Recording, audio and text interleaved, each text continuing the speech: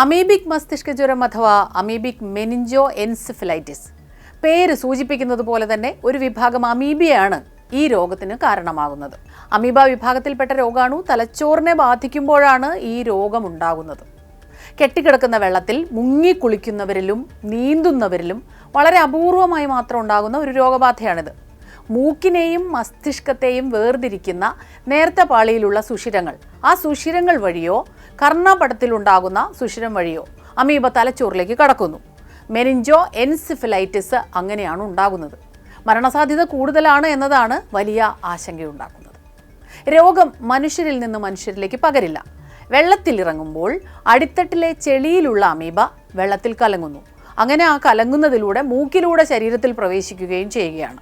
അണുബാധയുണ്ടായാൽ ഒരാഴ്ചയ്ക്കകം അല്ലെങ്കിൽ 9 ദിവസത്തിനകം രോഗലക്ഷണങ്ങൾ പ്രകടമാവുകയും ചെയ്യും.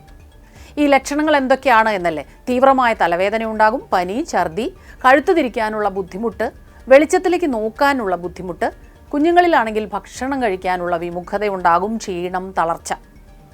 ഈ രോഗം ഗുരുതരാവസ്ഥയിലായാൽ ഫിറ്റ്സ് ഉണ്ടായേക്കാം, ബോധക്ഷയമുണ്ടാകും, ഓർമ്മക്കുറവ്. ഇതെല്ലാം ലക്ഷണങ്ങളാണ്. രോഗലക്ഷണങ്ങൾ പ്രകടമായാൽ എത്രയും പെട്ടെന്ന് ചികിത്സ തേടുക, അതാണ് ഏറ്റവും പ്രധാനമായി നമ്മൾ ചെയ്യേണ്ടത്. കെട്ടിക്കിടക്കുന്ന വെള്ളത്തിൽ കുളിക്കുകയോ നീന്തുകയോ ചെയ്തിട്ടുള്ളവർ ആ വിവരം കൃത്യമായി ഡോക്ടറോട് പറയണം. നട്ടെല്ലിൽ നിന്ന് സ്രവം കുത്തിയെടുത്ത് PCR പരിശോധനയിലൂടെയാണ് ഈ രോഗം സ്ഥിരീകരിക്കുന്നത്. ഈ രോഗത്തിന് പ്രത്യേകമായി ചികിത്സയില്ല. മരുന്നുകളുടെ സംയുക്തമാണ് ചികിത്സയ്ക്ക് ഉപയോഗിക്കുന്നത്. അതായത് ലക്ഷണങ്ങളെയാണ് ചികിത്സിക്കുന്നത്. അപസ്മാരം നിയന്ത്രിക്കുക, വേദന സംഹാരികൾ തുടങ്ങിയ മരുന്നുകളൊക്കെ വിദഗ്ധ നിർദ്ദേശത്തിലാണ് ഉപയോഗിക്കേണ്ടത്. എത്രയും പെട്ടെന്ന് മരുന്ന് നൽകി തുടങ്ങിയാൽ രോഗം എത്രയും പെട്ടെന്ന് ഭേദമാകും. ഇനി പ്രതിരോധത്തെക്കുറിച്ചാണ്.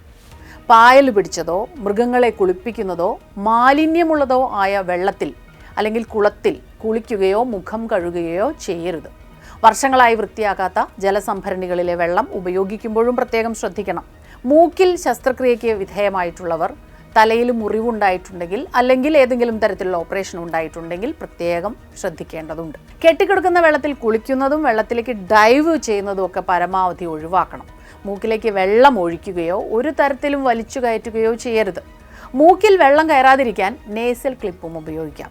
അല്പം ജാഗ്രത പാലിച്ചാൽ ഇത് പകരുന്നത് അല്ലെങ്കിൽ ഇത് കൂടുതൽ വ്യാപിക്കുന്നത് ഒഴിവാക്കാൻ കഴിയും. ഒരു കാര്യം പ്രത്യേകം ശ്രദ്ധിക്കണം, സ്വയം ചികിത്സ അരുത്. ലോകത്തെവിടെയായാലും ഏത് സമയത്തും 24 വാർത്തകളും ഓഗ്മെന്റഡ് റിയാലിറ്റി പാക്കേജുകളും എക്സ്പ്ലെയിനറുകളും വിശദമായി കാണാൻ ഞങ്ങളുടെ യൂട്യൂബ് ചാനൽ നിങ്ങൾക്ക് സബ്സ്ക്രൈബ് ചെയ്യാം.